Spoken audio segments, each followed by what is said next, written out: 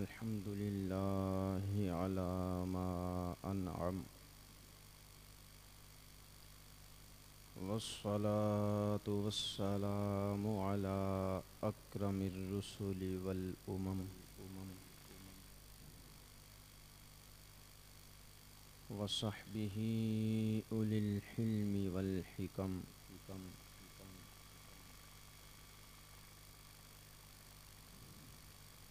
والحمد لله الحمد لله وحده وحده وحده، والصلاة والسلام على من لا نبي بعده. والحمد لله الحمد لله رب العالمين، والصلاة والسلام على رحمة للعالمين. أما بعد، أعوذ بالله من الشيطان الرجيم. بسم الله الرحمن الرحيم. قال الله تبارك وتعالى في القرآن المجيد والفرقان الحميد: إلا الذين آمنوا وعملوا الصالحات فلهم أجر غير ممنون. وقال الله في مقام الآخر: وتعزروه وتوقروه وتسبحوه بكرة وأصيلا.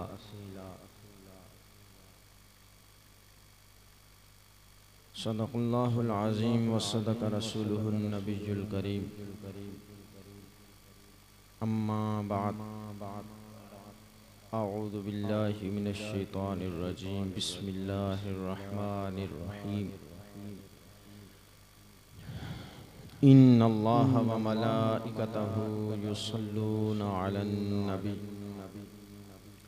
يا أيها الذين آمنوا صلوا عليه وسلموا تسلیما.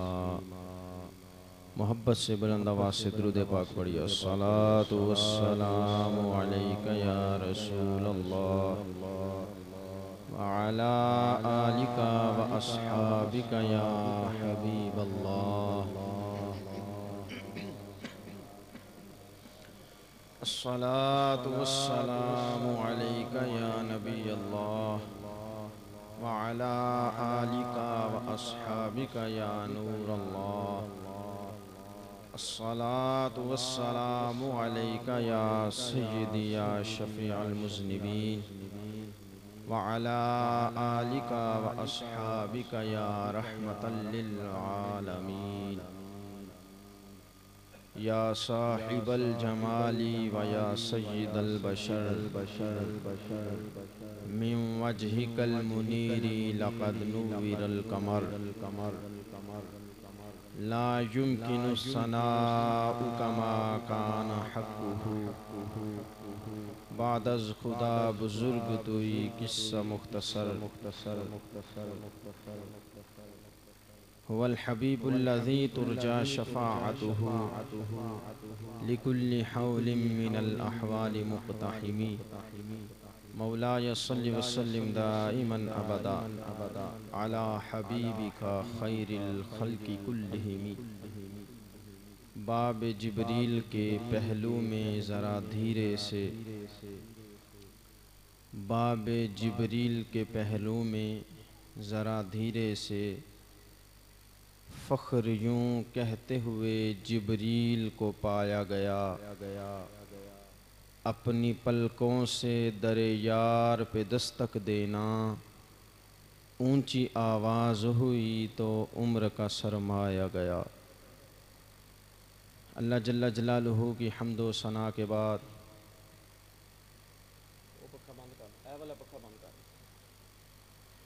درود لامحدود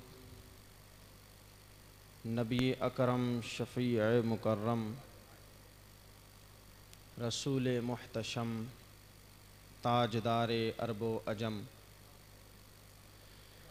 شہنشاہ لامکان سید الانس والجاں تاجدار انبیاء حبیب کبریا جناب احمد مجتبی محمد مصطفیٰ صلی اللہ تعالی علیہ وسلم کی بارگاہ میں درود اور سلام کا نذرانہ پیش کرنے کے بعد نہایت ہی واجب الاحترام سامعین ذی احتشام،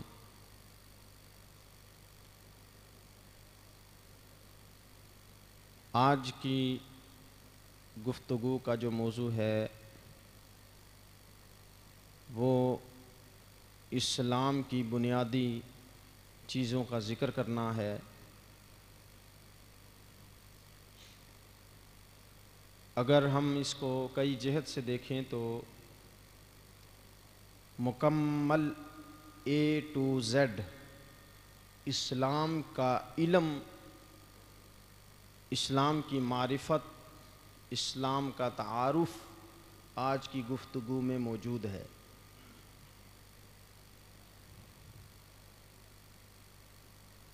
حدیث مبارکہ جو میں نے آج آپ کے سامنے ذکر کرنی ہے یہ صحیح بخاری شریف اور صحیح مسلم شریف کی متفق علیہ حدیث طیبہ ہے۔ متفق علیہ حدیث اسے کہا جاتا ہے کہ جس کو امام بخاری نے بھی روایت فرمایا اور امام مسلم بن حجاج القشیری نے اپنی مسلم شریف میں بھی روایت فرمایا۔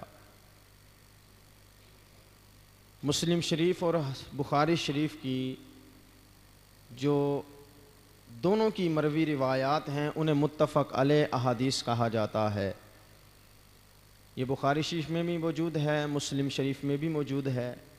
مشکات المصابیح میں صاحب مشکات نے اسے روایت فرمایا ہے۔ حجت احیال علی العالمین میں موجود ہے۔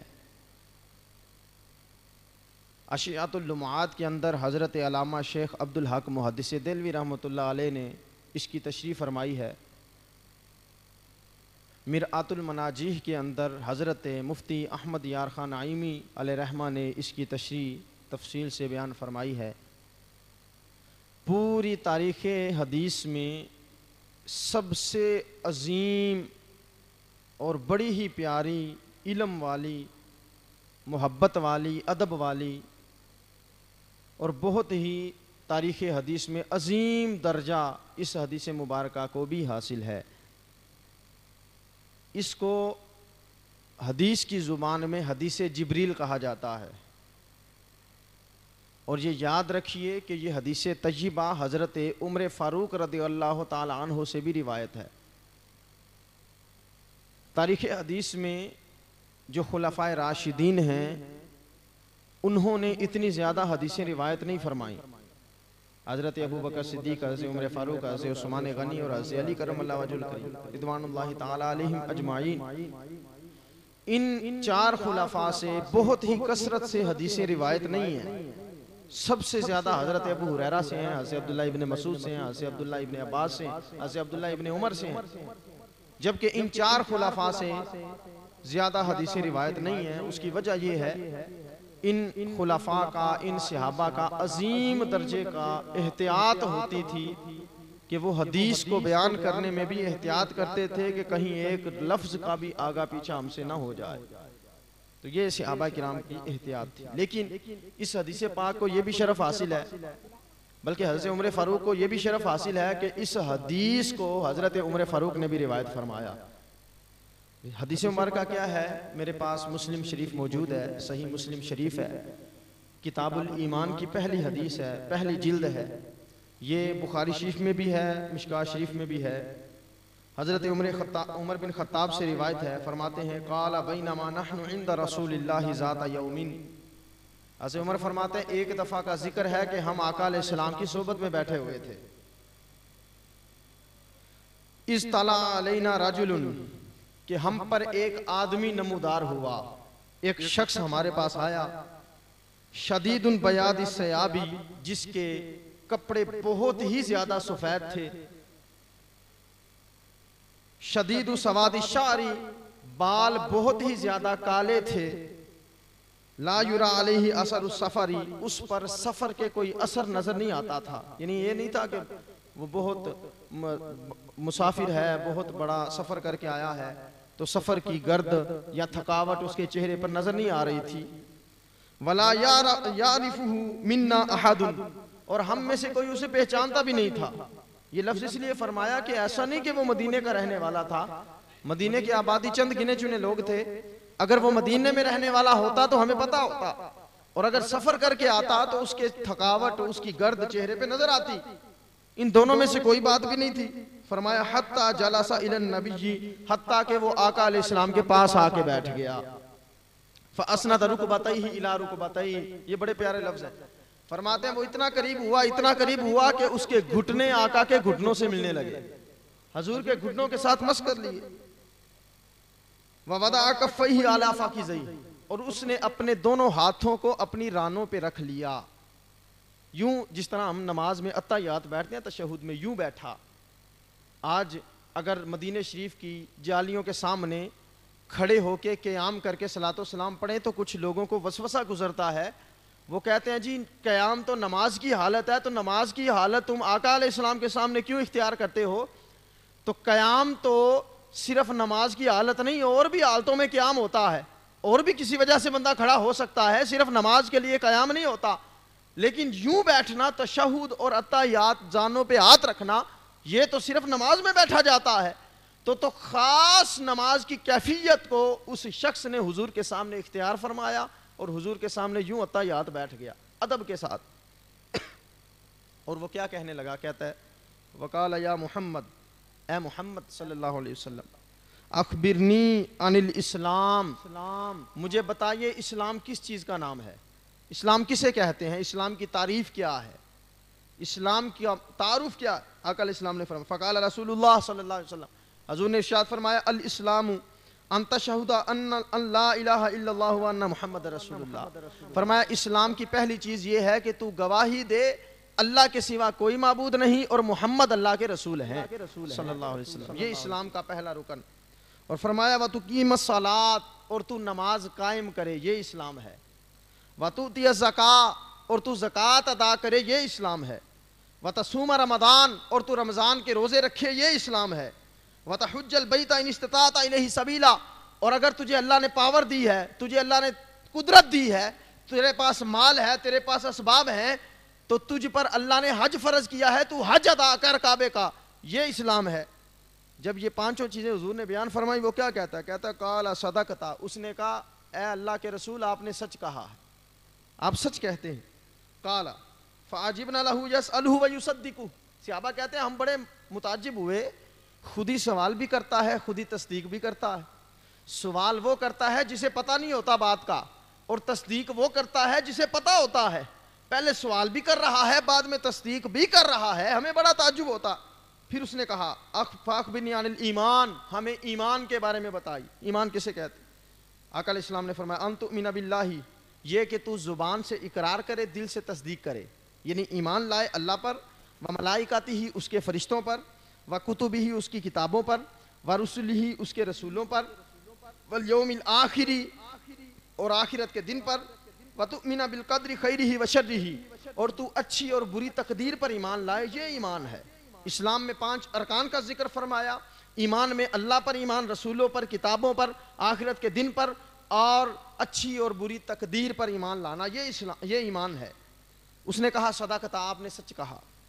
پھر فرمایا فاخبرنی عن الاحسان، مجھے احسان کے بارے میں بتائیے۔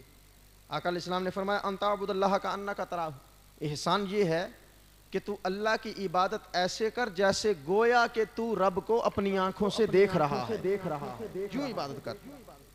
فَإِن لَمْ تَكُنْ تَرَاهُ فَإِنَّهُ يَرَاكَ، اور اگر تیری یہ کیفیت نہیں ہو سکتی، اور تیرا ایمان اتنا کامل اگر نہیں ہو سکتا، اور تیری کیفیت وہاں تک نہیں پہنچ سکتی کہ جیسا تو خدا کو دیکھ رہا ہے، تو کم از کم یہ تو تیرا عقیدہ ہونا چاہیے میں دیکھوں یا نہ دیکھوں میرا خدا تو مجھے دیکھ رہا ہے، یہ احسان ہے۔ اور فرمایا فَأَخْبِرْنِي عَنِ السَّاعَةِ، مجھے قیامت کے بارے میں بتائیے۔ آقا علیہ السلام نے فرمایا مَا الْمَسْئُولُ عَنْهَا بِأَعْلَمَ مِنَ السَّائِلِ، جتنا قیامت کے بارے میں تو جانتا ہے اتنا ہی میں جانتا ہوں۔ یہ میں نے سادہ لفظوں میں ترجمہ کیا ہے، وگرنہ لفظی ترجمہ یہ بنتا ہے کہ جس سے سوال کیا گیا ہے وہ اس سے زیادہ نہیں جانتا جو سوال کر رہا ہے۔ مطلب آسانی میں لفظ ترجمہ یوں کر لیں اور یہ معنی ٹھیک ہے۔ حضور نے فرمایا جتنا قیامت کے بارے میں تو جانتا ہے اتنا ہی میں جانتا ہوں۔ پھر وہ کہنے لگا فَأَخْبِرْنِي،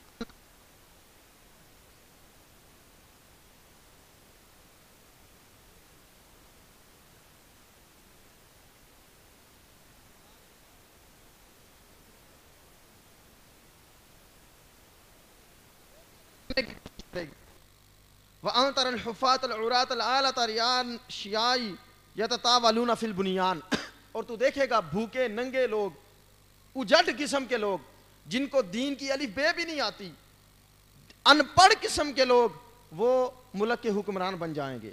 یہ قیامت کی نشانی ہے۔ یہاں پھر اس کا مطلب یہ بھی ہے کہ جن کو بسم اللہ کا ترجمہ، بسم اللہ کے معنی نہیں آتے، اسلام کی پہلے الف کے بارے میں جن کو پتہ نہیں ہے، جنہوں نے 2 حرف کسی استاد کے سامنے بیٹھ کے نہیں پڑھے، جن کو علم کی آئین کا معرفت حاصل نہیں ہے، وہ ممبروں کے وارث بن جائیں گے، وہ محراب کے وارث بن جائیں گے، وہ مصلی پہ آ کے کھڑے ہو جائیں گے، لوگوں کے رہنما اور رہبر بننے کے دعویٰ کریں گے، حالانکہ ان کو دین کا دال بھی نہیں پتا۔ یہ مطلب ہوگا۔ اور فرمایا جو اجڑ قسم کے چرواہے قسم کے لوگ ہیں، جب ان کو محل مل جائیں گے تو وہ فخر کریں گے، وہ تو کہیں گے ہم تو پیدا ہوتے ہی ہمیں تو یہ وراثت میں سب کچھ ملا۔ قال ثم انطلق فلبثت ملیا، حضرت عمر فرماتے ہیں وہ تو چلا گیا لیکن میں بیٹھا رہا۔ ثم قال علی، پھر آقا نے مجھ سے کہا، یہ لفظ غور کرنے والے ہیں، میں حدیث کا ترجمہ پہلے کر رہا ہوں، بعد میں اس کی تفصیل بھی عرض کرتا ہوں آپ کے سامنے، لیکن یہ حدیث کے آخری لفظ بڑی محبت کے سننے کے قابل ہیں۔ حضرت عمر فرماتے ہیں جب وہ یہ سارے سوال کر کے چلا گیا نا، میں بیٹھا رہا۔ آقا علیہ السلام نے مجھ سے کہا یا عمر، اے عمر، اتدری من السائل، کیا تو جانتا ہے یہ سوالی کون تھا؟ یہ کون تھا جو میرے پاس آ کے اس طرح سوال کر رہا تھا؟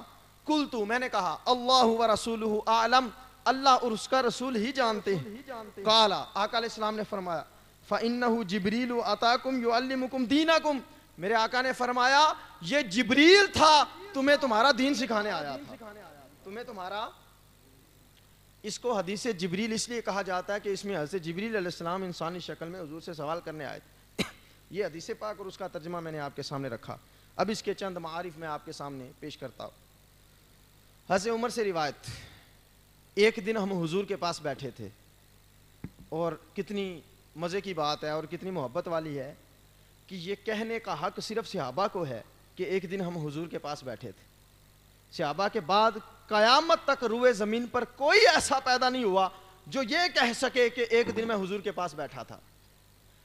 خواب میں دیکھنا اور بات ہے، حضوری کی شان ملنا اور بات ہے، روحانیت میں حضور کی مجلس مل جانا یہ اور بات ہے، لیکن یہ لفظ کہنا کہ ہم ایک دن حضور کے سامنے بیٹھے تھے، یہ شرف صرف صحابہ کرام کو حاصل تھا۔ فرماتے ہیں ہم ایک دن بیٹھے تھے کہ ہم پر ایک شخص طلوع ہوا، نمودار ہوا، مرد تھا، آدمی تھا، انسان تھا، بشر تھا، اس کے بال سیاہ تھے، اس کے کپڑے سفید تھے۔ وہ آ کے فرماتے ہیں حضور علیہ السلام کی صحبت میں بیٹھا اور اتنا قریب ہوا، دو زانوں ہو کے بیٹھا، گھٹنوں سے گھٹنے ملا کے اتحیات کی شکل میں بیٹھا۔ مجھے یہ بتائیں، حضور نے آخر میں فرمایا ہے کہ یہ جبریل تھا، تمہیں تمہارا دین سکھانے آیا تھا، تمہیں تمہارا، بولیں سارے بولیں، تمہیں تمہارا جبریل تھا، تمہیں دین سکھانے آیا تھا۔ اب مجھے یہ بتاؤ کہ دین کی بات تو بعد میں ہو رہی ہے، یعنی اسلام کا سوال بعد میں کرتا ہے، ایمان کا سوال بعد میں، احسان کا سوال بعد میں، قیامت کا سوال بعد میں، سب سے پہلے دین سکھانے میں جو سب سے پہلا کام جبریل نے کیا ہے وہ ادب مصطفیٰ ہے، حضور کا ادب کیا ہے۔ دین سکھانے کا جو پہلا سکھانے کا عمل ہے وہ یہ ہے، جبریل امین حضور کی بارگاہ میں ادب سے بیٹھ رہا ہے، حضور کی بارگاہ میں ابھی سوال کوئی نہیں کیا، اسلام ایمان احسان وہ تو بعد کی باتیں ہیں۔ حضور فرماتے ہیں دین سکھانے آیا تھا، تو دین سکھانے آیا ہے تو سب سے پہلے دین میں کون سی چیز سکھا رہا ہے؟ عملی طور پر وہ حضور کا ادب سکھا رہا ہے، اور یہی بات قرآن نے بھی ہمیں بیان فرمائی. اللہ فرماتا ہے وَتُعَزِّرُوهُ وَتُوَقِّرُوهُ وَتُسَبِّحُوهُ بُكْرَةً وَأَصِيلًا. میں نے اپنا رسول تمہیں عطا فرمایا تاکہ تم اس کی عزت کرو, تاکہ تم اس کی توقیر کرو, تاکہ تم اس کا ادب کرو. وَتُسَبِّحُوهُ بُكْرَةً وَأَصِيلًا, اور تم اللہ کی تسبیحات بیان کرو, اللہ کی عبادت کرو. قرآن کا اسلوب دیکھو, چاہیے تو یہ تھا کہ عبادت کا ذکر پہلے ہوتا, محبوب کا ادب کا ذکر بعد میں ہوتا, لیکن نہیں, اللہ نے فرمایا عبادت بعد میں ہے, محبوب کی تعظیم پہلے ہے. چونکہ جو ادب کرے گا اس کی عبادت بھی قبول کی جائے گی, اور جو ادب نہیں کرے گا تو جس طرح شیطان مردود ہو گیا تھا اس کی بھی عبادت مردود کر دی جائے گی. سب سے پہلی چیز دین اسلام میں ادب مصطفیٰ ہے. سب سے پہلی چیز کیا ہے؟ احترام نبوی صلی اللہ علیہ وسلم. صحابہ کرام کی ادب کا یہ مقام ہوتا تھا کہ صحابہ کرام حضور علیہ السلام کے دروازے پہ دستک نہیں دیتے تھے. حدیث ہے صحیح بخاری کی, سیاستہ میں روایت, صحابہ کرام دستک نہیں دیتے تھے. آقا علیہ السلام کی صحبت میں دروازے کا شان نبوت پہ آ کے بیٹھے رہتے تھے. جب کبھی حضور کا جی چاہے گا خود ہی دروازہ کھول لیں گے, جب کبھی جی چاہے گا. اور یہ تو قرآن بھی فرماتا, قرآن کا قاعدہ ہے, آیت مبارکہ ہے قرآن پاک کی, جس کا مفہوم یہ بنتا ہے کہ یہ جو لوگ ان الذین ینادونک من وراء الحجرات, سورہ حجرات میں اللہ نے فرمایا یہ جو لوگ عربی دیہاتی قسم کے لوگ حجروں کے باہر سے میرے محبوب کو آوازیں دیتے ہیں, اگر یہ صبر کرتے تو میرے محبوب تو خود ہی ان کے پاس چلا جاتا, یعنی حضور صبر, یہ لوگ صبر کریں کیونکہ ان کو ایمان اور عقیدہ رکھنا چاہیے کہ ہم باہر بیٹھے ہوئے ہیں, ابھی تو دروازے پہ آ کے بیٹھ گئے ہیں. جب کبھی ہم نے گھر سے ارادہ کیا تھا کہ حضور سے ملنے جانا ہے, ہمارے نبی کو تو اسی وقت پتا تھا غلام آ رہا ہے, حضور تو اسی وقت جانتے تھے. تو یہ سب سے پہلی چیز دین سکھانے میں حضرت جبریل نے جو اختیار کی وہ ادب مصطفیٰ ہے. ادب کے ساتھ بیٹھ گئے اور اس کے بعد فرماتے اخبرنی عن الاسلام, مجھے اسلام کے بارے میں بتائیے. بخاری شریف کی جو روایت ہے اس میں ایمان کا سوال پہلے ہے, اسلام کا اس میں اسلام کا پہلے ہے, اس میں ایمان کا پہلے ہے. ایمان کے بارے میں میرے آقا نے فرمایا تو ایمان لائے اللہ پر, اللہ کے رسولوں پر, فرشتوں پر, کتابوں پر, آخرت کے دن پر, اور اچھی اور بری تقدیر پر. اچھی اور بری تقدیر یہ ایمان ہے, اس کو عقیدہ کہا جاتا ہے. حضور نے ایمان کے باب میں عقیدہ بیان فرمایا. یہ عقیدہ ہے نا, جب ایمان لائے گا بندہ فرشتوں کے بارے میں عقیدہ, رسولوں کے بارے میں, کتابوں کے بارے میں, آسمانی کتابوں کے بارے میں, اچھی بری تقدیر کے بارے میں, یہ سارے عقائد سے متعلق ہے.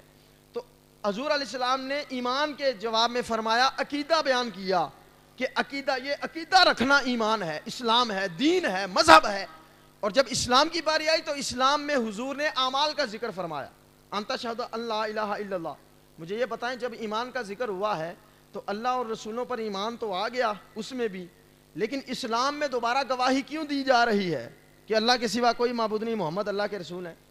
بھائی ایک سوال میں جب جواب ہو جائے تو دوسرے سوال میں پھر وہی جواب دینا, یہ تو عجیب بات ہے.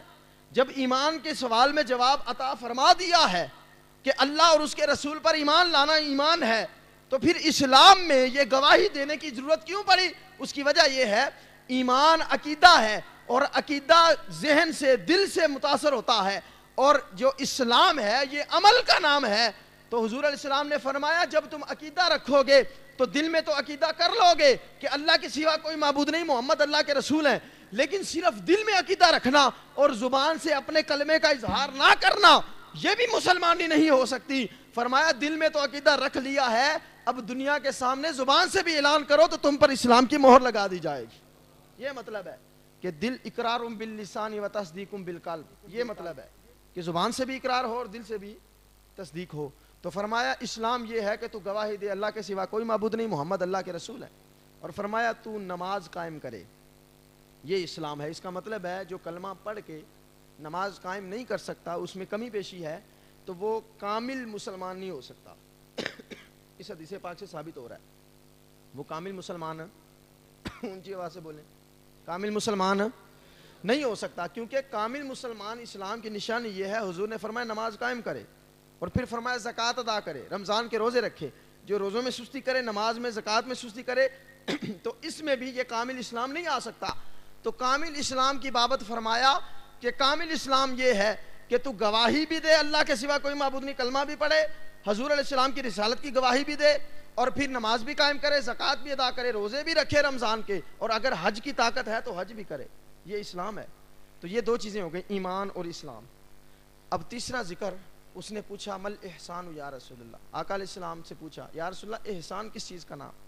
میرے آقا علیہ السلام نے فرمایا احسان یہ ہے ان تعبد اللہ کأنک تراہ، تو اللہ کی عبادت ایسے کر، تیری کیفیت یہ ہونی چاہیے گویا میں خدا کو دیکھ رہا ہوں. گویا میں خدا کو، اچھا یہ نہیں کہا کہ تو عبادت ایسے کر خدا کو دیکھ کر، یا تو خدا کو دیکھ کر عبادت کر، یہ نہیں کہا. یعنی خدا کی عبادت ایسے کر تو خدا کو دیکھ رہا ہے، یہ نہیں فرمایا. فرمایا خدا کا انا کا کے لفظ ہے تشبیہ، تو خدا کی عبادت ایسے کر گویا کہ تو اسے دیکھ رہا ہے. یعنی یہ تصور کر لے، تیرے تصور میں یہ بات ہونی چاہیے. اسی لیے فرمایا الصلاۃ معراج المومنین، نماز مومن کی معراج ہے.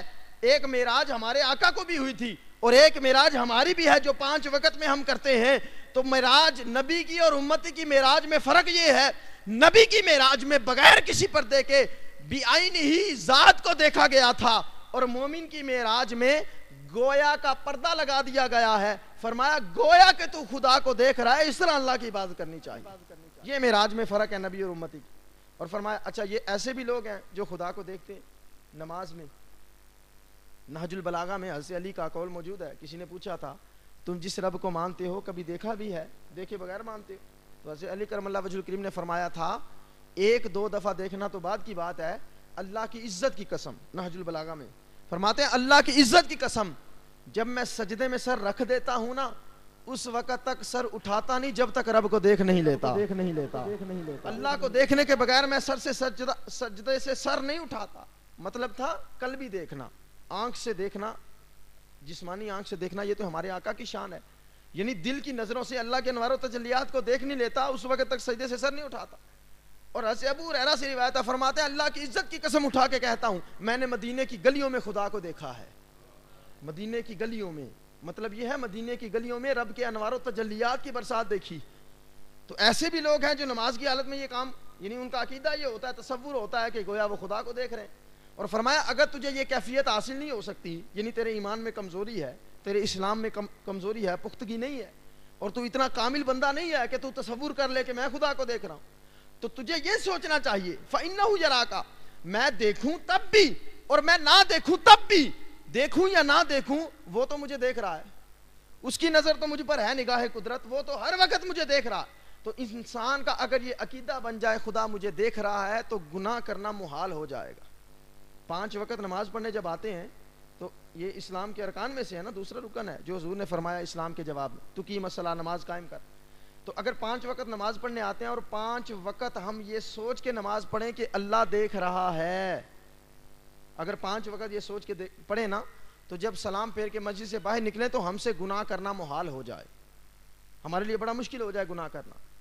اچھا یہ تصور کرنا کہ میں خدا کو دیکھ رہا ہوں یہ بھی بڑی عظیم بات ہے، لیکن اگر یہ نہ ہو سکے تو پھر یہ تصور کرنا خدا مجھے دیکھ رہا ہے، یہ یقین کرنا یہ بھی بڑی عجیب بات ہے، بڑی عظیم بات ہے. اور یہی تصور تھا، خدا کے دیکھنے کا ہی تصور تھا جب 7ویں کوٹری میں زلیخا لے کے گئی تھی اور بت کی آنکھوں پہ پردہ رکھ کے کہنے لگی اب تو کوئی نہیں دیکھ رہا. اب یوسف علیہ السلام کو گناہ کی معاذ اللہ دعوت دیتی ہے. حضرت یوسف علیہ السلام نے فرمایا تیرا رب ہوگا جس کی آنکھوں پہ پردہ پڑ سکتا ہے، میرا رب تو 7ویں کوٹری میں دیکھ رہا. تو یہ عقیدہ اور یہ ایمان ہو جائے بندے کا کہ خدا مجھے دیکھ رہا ہے تو بندے سے گناہ کا ارتکاب ہی محال ہو جائے. تو فرمایا یوں عبادت کر جیسے تو خدا کو دیکھ رہا ہے، یا کم از کم یہ تصور کر خدا تجھے دیکھ رہا ہے.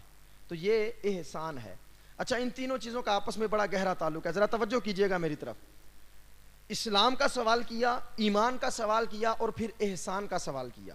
اسلام، ایمان اور احسان، ایمان، اسلام اور احسان، ان تینوں چیزوں کا آپس میں بڑا گہرا تعلق. ایمان میں عقیدے کا ذکر ہے، ان تؤمن باللہ و ملائکتہ و کتبہ و رسلہ والیوم الآخر والقدر خیرہ و شرہ، یعنی یہ اچھی بری تقدیر پر ایمان لانا، آخرت کے دن پر ایمان لانا، کتابوں پر، فرشتوں پر، رسولوں پر اور اللہ پر ایمان لانا، یہ عقیدہ ہے. ایمان میں عقیدہ ہے. پھر اسلام کے جواب میں، اسلام کے سوال کے جواب میں عمل ہے، نماز قائم کرنا، زکوٰۃ ادا کرنا، روزے رکھنا، حج کرنا اور گواہی دینا، کلمہ پڑھنا، یہ عمل ہے. عقیدہ پہلے ہے، عمل بعد میں ہے. بندے کا عقیدہ ٹھیک نہ ہو عمل جیسے بھی کرتا رہے. انگریز کروڑوں ہاسپٹل بنا دے مفت غریبوں کے لیے، اس کو قیامت میں کوئی اجر نہیں ملنا. کیونکہ وہ غیر مسلم ہے. کوئی غیر مسلم ایسا کام کرے تو وہ غیر مسلم ہے, اس کو کوئی اجر نہیں ملتا, کیونکہ اس کا عقیدہ ہی ٹھیک نہیں ہے. پہلے عقیدہ ٹھیک ہو پھر عمل کام آتا ہے. پہلے عقیدہ ٹھیک ہو, بولیں سارے بولیں, پہلے عقیدہ ٹھیک ہو تو پھر عمل کام. جنت عمل کی وجہ سے نہیں ملنی, یہ بات نوٹ کیجئے گا. جنت عمل کی وجہ سے نہیں ملنی, جنت عقیدے کی وجہ سے ملنی ہے. عمل کی وجہ سے جنت میں درجے بلند ہونے ہیں. عمل درجے بلند کروائیں گے, جنت میں داخل نہیں کروا سکتے عمل. کیونکہ اگر صرف عمل کی وجہ سے جنت ملتی, اگر صرف عمل کی وجہ سے جنت ملتی تو کئی غیر مسلم ایسے ہیں بڑے بڑے اچھے کام کر کے دنیا سے گئے ہیں, پھر وہ بھی جنتی ہونے چاہیے, جنت میں جانا چاہیے. حالانکہ ایسا نہیں ہے. اور اقبال کا جو یہ شعر ہے نا, عمل سے زندگی بنتی ہے جنت بھی جہنم بھی, یہ خاکی اپنی فطرت میں نہ نوری ہے نہ ناری. اس کا مطلب وہ عمل ہے جو ایمان قبول کرنے کے بعد کیا جائے, پہلے عقیدہ ہو بعد میں عمل ہو. تو ایمان, اسلام اور احسان, ان تینوں چیزوں کے سوالوں کے جواب میں آقا نے بڑی خوبصورت باتیں فرمائی. پہلے عقیدے کا ذکر, پھر عمل کا ذکر. اچھا, عقیدہ اور عمل ہو گیا. بعض لوگوں کا یہ نظریہ ہے عقیدہ ٹھیک ہو عمل ٹھیک ہو تو جنت مل جاتی ہے اور بندے کے درجے بلند ہو جاتے ہیں. اسلام کو سمجھنے کے لیے یہی دو چیزیں کافی ہیں, حالانکہ ایسا نہیں ہے. تیسرا سوال, اگر یہی دو چیزیں کافی ہوتی تو وہ جبریل آیا تھا وہ تیسرا سوال کبھی نہ کرتا, یہ دو سوال کر کے چلا جاتا. لیکن تیسرا سوال اس نے کیا, مل احسان یا رسول اللہ, آقا احسان کیا ہے.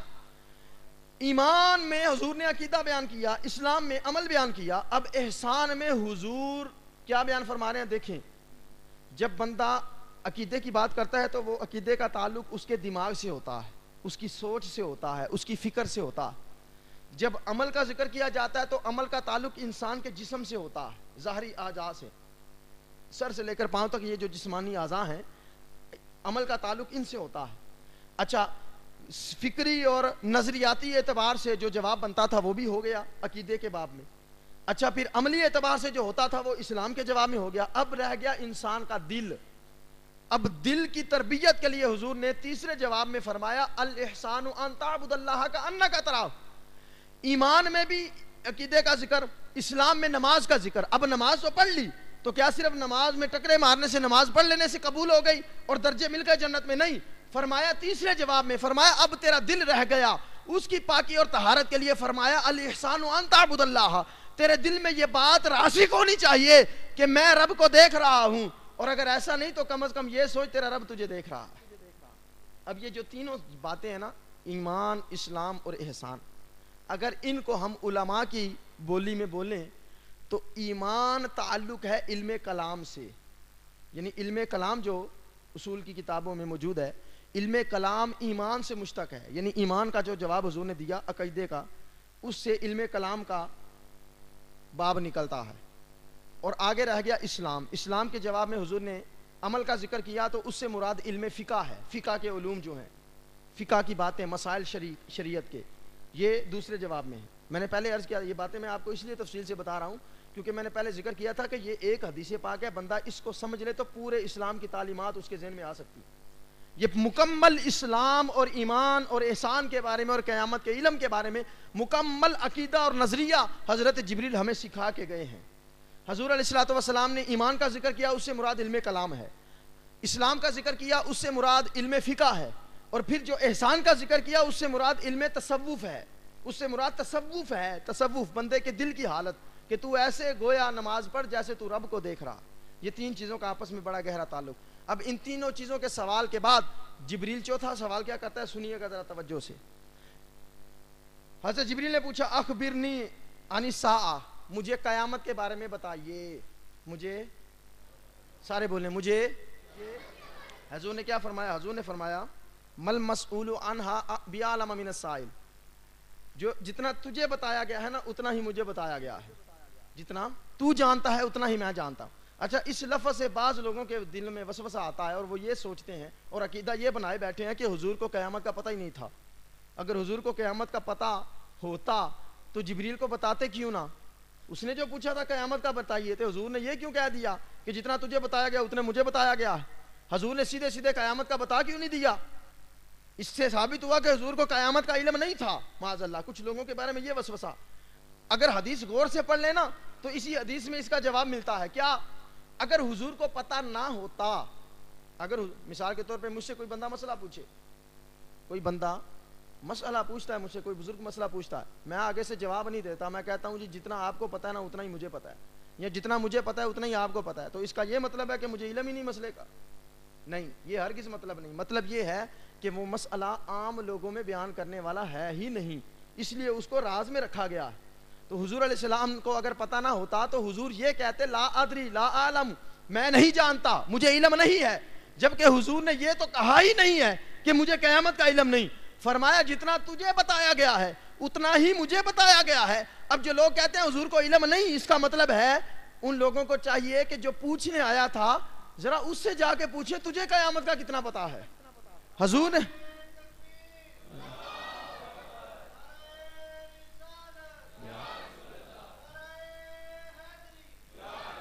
بھائی جبریل سے جو حضور کہہ رہے ہیں جتنا قیامت کا تجھے بتایا گیا اتنا مجھے بتایا گیا، اب کون جانے جبریل کو کتنا بتایا گیا ہے؟ یہ تو جبریل جانے، خدا جانے یا مصطفیٰ جانے کہ جبریل کو قیامت کا کتنا پتا ہے۔ تو حضور نے فرمایا جتنا تجھے بتایا گیا اتنا ہی مجھے بتایا گیا، مطلب یہ تھا تجھے پتا ہے، پتا ہونے کے باوجود مجھ سے سوال نہ کر، کیونکہ یہ راز کی بات ہے، اللہ کی راز ہے، تو اس راز کو سر عام بیان کرنا مناسب نہیں ہے۔ بعد میں حضور نے بعض جگہوں پہ بیان بھی کیا ہے بعد میں کہ جمعے کے دن آئے گی، 10 محرم کا دن ہوگا، عصر کے بعد آئے گی، یہ بھی ذکر، اگر علم ہی نہیں تھا تو دوسری حدیثوں میں یہ کیوں بتایا؟ تو یہ مطلب نہیں کہ علم نہیں تھا۔ اور پھر علم غیب پر سب سے بڑی دلیل یہ بھی ہوتی، صحابہ کہتے ہیں کہ وہ شخص آیا تھا، ہم نے اسے پہچانا نہیں، ہم نے اسے، کچھ لوگ کہتے ہیں نا کل انما انا بشر مثلکم، نبی ہماری طرح مثل ہے، بشر ہے، تو اگر صحابہ کی طرح نبی ہوتے معاذ اللہ صحابہ کی طرح ہوتے تو صحابہ کہہ رہے ہیں ہم نے پہچانا نہیں، ہم نے، اس بات پر غور کیجئے گا، قابل توجہ بات، صحابہ کہتے ہیں ہم نے اسے نہیں پہچانا کون تھا، لیکن حضور کہہ رہے ہیں جتنا تجھے بتایا گیا اتنا مجھے بتایا گیا، مطلب یہ صحابہ نے نہیں پہچانا، مصطفیٰ نے پہچان لیا، حضور نے پہچان لیا کہ کون آیا ہے، پہچان لیا تو اسی لیے سوالوں کے بھی جواب دے رہے ہیں، اور پہچان لیا تو اسی لیے کہتے ہیں جتنا تجھے علم ہے اتنا مجھے علم ہے، اور پہچان لیا تو اسی لیے اس کے جانے کے بعد عمر کو کہتے ہیں یہ جبریل تھا تمہیں دین سکھانے آیا تھا، یہ جبریل، پہچانا تو اسی لیے کہا نا۔ تو یہ حضور علیہ السلام کے علم غیب پر بھی دلیل ہے یہ حدیث پاک۔ میں نے شروع میں عرض کیا تھا یہ ایک حدیث ہے لیکن اس میں پوری اسلامی تعلیمات موجود ہیں، اس میں عقیدہ بھی ہے، اس میں عمل بھی ہے، اس میں تصوف بھی ہے، اس میں علم غیب کا بھی بیان ہے، اور اس میں حضور کی عظمت و شان کا بھی بیان، اور اس سے یہ بھی ثابت ہوا حضور علیہ السلام نے فرمایا یہ جبریل تھا تمہیں دین سکھانے آیا۔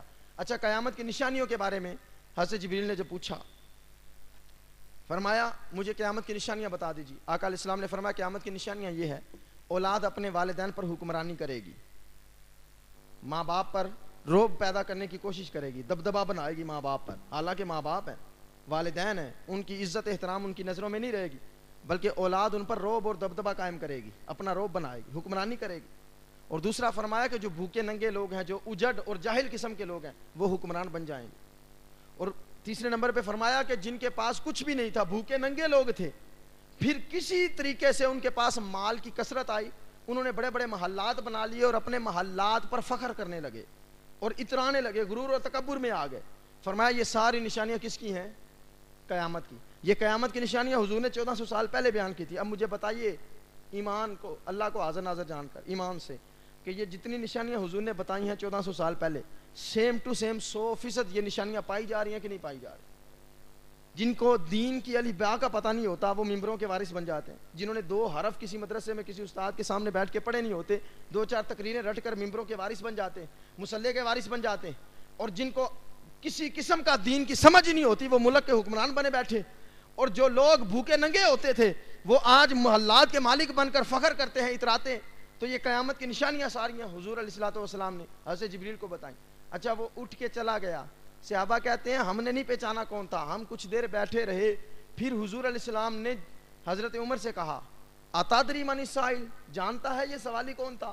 حضرت عمر فاروق کہتے ہیں یا رسول اللہ اللہ و رسول عالم۔ کیا کہا؟ بولے اونچی آواز سے، کیا کہا؟ اچھا صحابی کو پتا ہے، پہلے کہہ رہے ہیں کہ ہم نے نہیں پہچانا، ہم نے حدیث کے شروع میں کہا کہ ہم نے نہیں پہچانا کون تھا، لیکن جب جانے کے بعد حضور پوچھتے ہیں کون ہے تو حضرت عمر کیا کہتے ہیں؟ اللہ اور اس کا رسول جانتے ہیں۔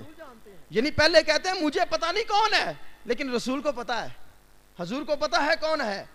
حضرت وابس آئے تھے نا حضور کے پاس سوال کرنے کے لیے، حضور علیہ السلام نے فرمایا ادنو یا وابسہ، قریب آ جا، قریب آ جا۔ قریب آتے آتے آتے آتے گھٹنوں کے ساتھ گھٹنے مل گئے۔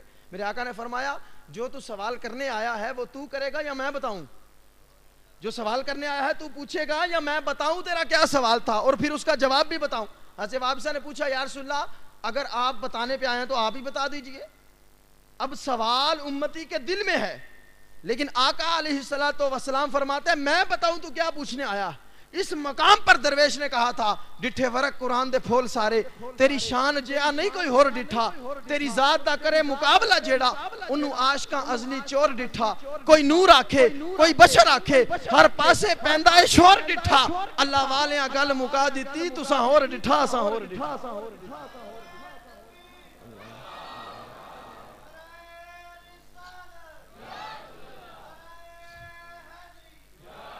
اچھا اس حدیث سے ایک اور چیز بھی ثابت ہوتی ہے، حضرت جبریل آئے دین سکھانے، کس لیے آئے؟